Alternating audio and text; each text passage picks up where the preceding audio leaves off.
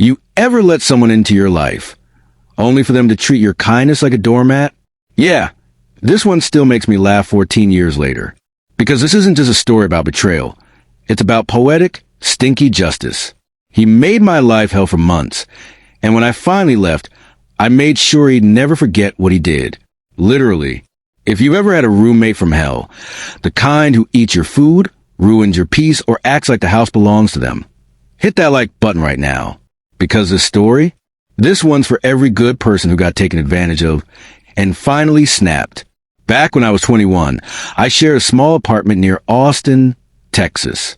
It wasn't fancy, just a 2-bedroom unit with beige walls, a cracked fridge, and rent that barely fit my budget.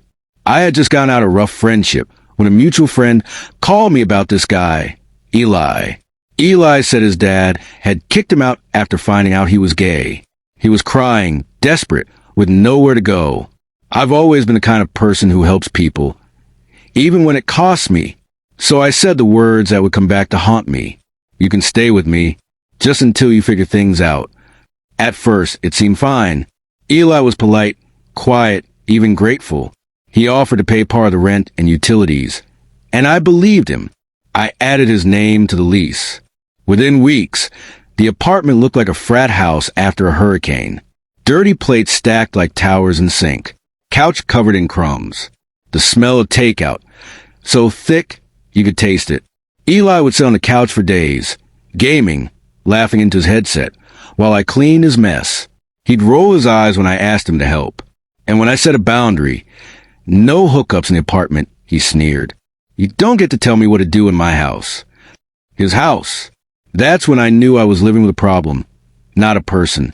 One night, I came home from a double shift to find 2 strangers leaving our place.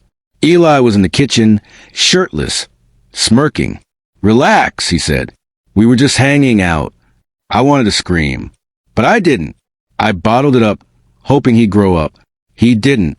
The more I pushed, the more defiant he became. Loud arguments, slammed doors, guilt trips. The breaking point? When he looked me dead in the eye one night and said, "If you don't like how I live, leave." So I did, but not before realizing something terrifying. He refused to take me off the lease. For weeks, I begged him to transfer the utilities to his name. He'd drag it out. I'll do it tomorrow. Tomorrow turned into 2 months. 2 months of bills in my name. 2 months of late fees, angry phone calls, and stress I didn't deserve. By the time I moved in with my mom, I was exhausted, emotionally and financially drained. But anger kept me awake. I replayed every insult, every disrespectful smirk, every dollar he cost me, and slowly an idea began to form. My mom had a Labrador named Duke, a sweet, floppy goofball with one incredible talent. He produced the most monstrous piles of dog poop you've ever seen. And as I stood in that backyard, staring at one of Duke's latest contributions, I couldn't help but think poetic justice sometimes has a smell. I grabbed a disposable Tupperware, a pair of gloves, and my car keys. It was time to return my key to the apartment. Eli worked late nights, the perfect opportunity. I slipped inside quietly, and that's when my little art project began. I started small, a smear on his Xbox controller, then the door handles, then the light switches. But soon, the satisfaction hit like caffeine.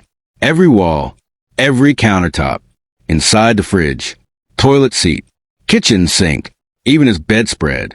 It was like therapy, disgusting, twisted therapy, but therapy nonetheless. And the grand finale? I coated the soap dispenser and sink handles. So no matter how hard he tried to clean himself, he'd never really be clean. I stood there for a moment, looking around. The apartment smelled like karma and bad decisions. I dropped the key on the table, smiled, and walked out.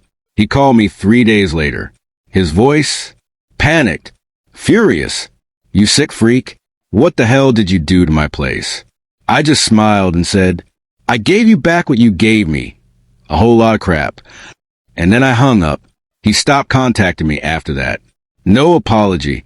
No confrontation. Just silence. The best sound I'd ever heard. Looking back, I don't condone what I did, but I don't regret it either. He pushed me to my limit, and I learned something valuable. Kindness without boundaries is a weapon against yourself. And sometimes, when people dump their mess on you long enough, it's okay to return it one scoop at a time.